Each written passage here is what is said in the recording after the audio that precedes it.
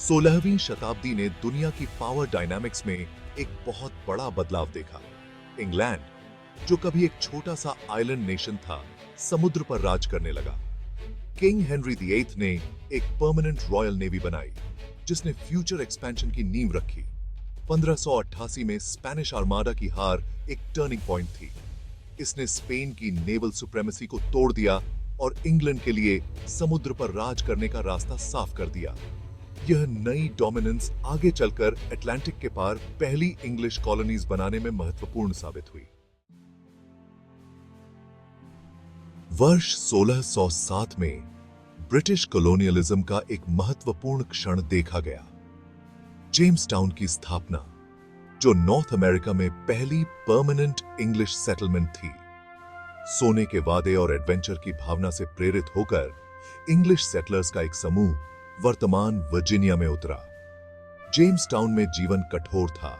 बीमारी, भूखमरी और इंडिजिनस पॉपुलेशंस के साथ संघर्ष लगातार खतरा बने हुए थे। हालांकि नए सेटलर्स के आगमन और एक आकर्षक नकदी फसल, टोबैको की खोज से कॉलोनी बनी रही। वर्जीनिया की स्थापना ने कॉलोनाइजेशन की एक विशाल लहर की शुरुआत को चिह्नित किया, जिसने नॉर्थ अमेरिका के ईस्टर्न सीबोर्ड पर ब्रिटिश सेटलमेंट्स को फैला हुआ देखा। इन कॉलोनीज ने बाद में यूनाइटेड स्टेट्स ऑफ अमेरिका बनने वाली नींव का गठन किया। जहां पश्चिम में उपनिवेशीकरण के प्रयास जड़ें जमा रहे थे, वहीं पूर्व में एक अलग तरह का साम्राज्य निर्माण चल रहा था।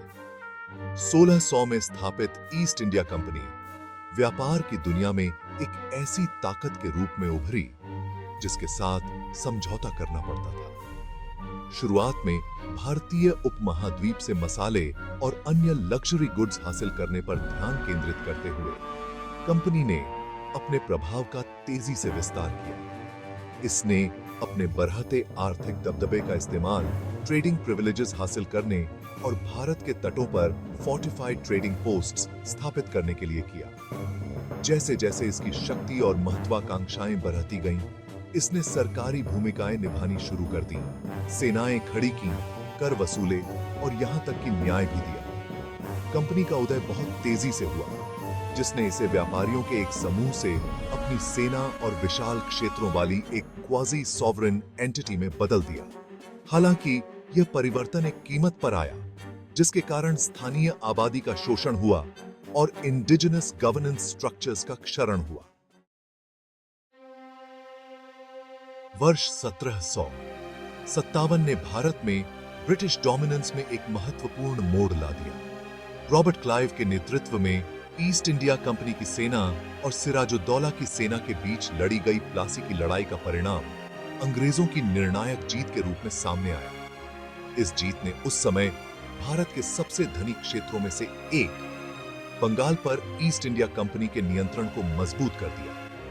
बंगाल की विशाल संपत्ति ईस्ट इंडिया कंपनी के खजाने में चली गई, जिससे वह अपनी शक्ति को और मजबूत करने और अपने प्रभाव का विस्तार करने में सक्षम हो गई। प्लासी की जीत का भारत के राजनीतिक परिदृश्य पर गहरा प्रभाव पड़ा, जिसने मुगल साम्राज्य के पतन को चिह्नित किया। यह इस बात का एक सटीक उदाहरण है कि कैसे एक ही लड़ाई इतिहास के पाठ्यक्रम को नाटकीय रूप से बदल सकती है। 18वीं और 19वीं शताब्दी में ब्रिटेन में एक अभूतपूर्व परिवर्तन देखा गया। औद्योगिक क्रांति, भाप शक्ति, मशीनीकरण और बड़े पैमाने पर उत्पादन के आगमन ने ब्रिटिश समाज में क्रांति ला दी और साम्राज्य पर गहरा प्रभाव डाला।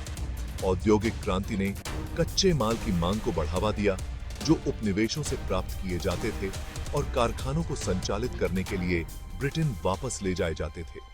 इससे ब्रिटिश साम्राज्य का व्यापक विस्तार हुआ, क्योंकि मूल्यवान संसाधनों तक पहुंच सुरक्षित करने के लिए नए क्षेत्रों पर कब्जा कर लिया गया था।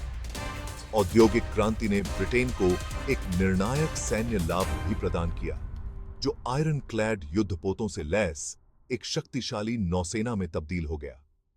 इस तकनीकी श्रेष्ठता ने ब्रिटेन को विश्व स्तर पर अपनी शक्ति का प्रदर्शन करने में सक्षम बनाया और अपने मौजूदा उपनिवेशों पर अपने नियंत्रण को और मजबूत किया।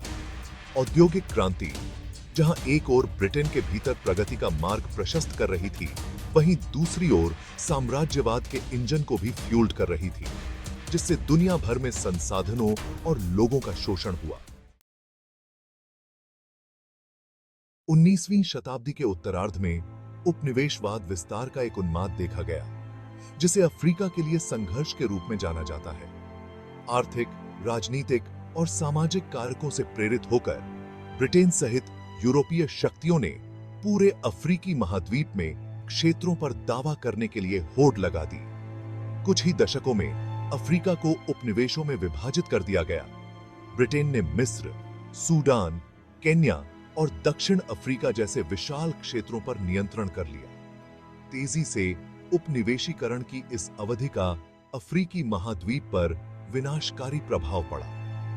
मनमानी सीमाओं को लागू करना, प्राकृतिक संसाधनों का शोषण और स्थानीय आबादी को अपने अधीन करना गरीबी, संघर्ष और अस्थिरता की विरासत छोड़ गया। अफ्रीका के लिए संघर्ष अनियंत्रित उपनिवेशवाद के क्रूर परिणामों और शोषण की स्थायी विरासत की एक सटीक याद दिलाता है।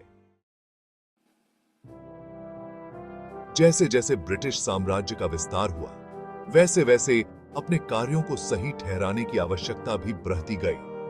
रूडयार्ड किपलिंग की कविता द्वारा लोकप्रिय श्वेत पुरुष के बोझ की अवधारणा एक शक्तिशाली वैचारिक उपकरण के रूप में उभरी। नस्लवादी और पितृसत्तात्मक दृष्टिकोण में निहित इस अवधारणा ने कहा कि यह श्वेत यूरोपीय लोगों का कर्तव्य था कि वे उपनिवेशवाद के माध्यम से दुनिया के तथाकथित पिछड़े लोगों को सभ्य बनाएं और उनका उत्थान करें। यह धारणा, जबकि एक उदार मिशन के रूप में प्रस्तुत की गई थी, उपनिवेशवाद परियोजना के केंद्र में स्थित शोषण और वशीकरण के लिए एक सुविधाजनक औचित्य के रूप में कार्य करती थी। इस अवधारणा की व्यापक स्वीकृति नस्लवाद की कपटी प्रकृति पर प्रकाश डालती है और वैश्विक स्तर पर उत्पीड़न की प्रणालियों को वैध बनाने और बनाए रखने के लिए इसका उपयोग कैसे किया जाता था।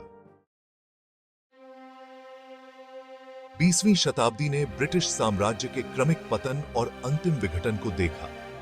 दो विश्व युद्धों ने, जहां एक ओर विश्व शक्ति के रूप में ब्रिटेन की स्थिति को फिर से पुष्टि की, वहीं दूसरी ओर उसके विशाल साम्राज्य की कमजोरियों को भी उजागर किया।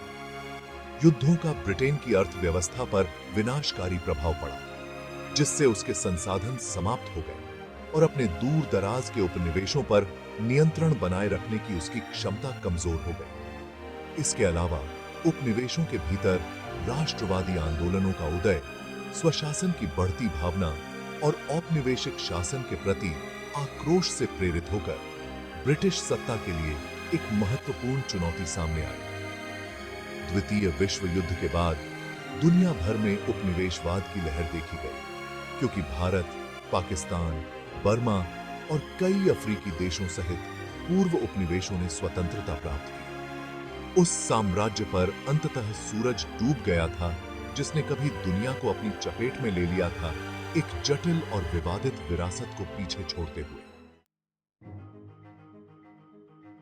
ब्रिटिश साम्राज्य भले ही अतीत की बात हो, लेकिन इसकी विरासत आज भी उस दुनिया को आकार देती है। दुनिया भर में बोली जाने वाली अंग्रेजी भाषा से लेकर कई पूर्व उपनिवेशों में कानूनी प्रणालियों और राजनीतिक संरचनाओं तक साम्राज्य की गूंज हर जगह है।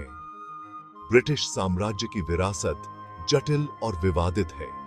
जहां एक ओर इसने दुनिया के कुछ हिस्सों में बुनियादी ढांचे, शिक्षा और शासन में महत्वपूर्ण प्रगति की है, वहीं दूसरी ओर इसने आर्थिक असमानता, राजनीतिक अस्थिरता और नस्लीय तनाव की विरासत भी छोड़ी है। आधुनिक दुनिया की जटिलताओं को समझने के लिए ब्रिटिश साम्राज्य के इतिहास को उसकी सभी विजयों और त्रासदियों के साथ समझना आवश्यक है। जैसे जैसे हम 21वीं सदी की चुनौतियों से जूझ रहे हैं, इस इतिहास से सीखना, इसकी गलतियों से सबक लेना और सभी के लिए अधिक न्यायपूर्ण और न्याय संगत दुनिया की दिशा में काम करना पहले से कहीं अधिक महत्वपूर्ण है।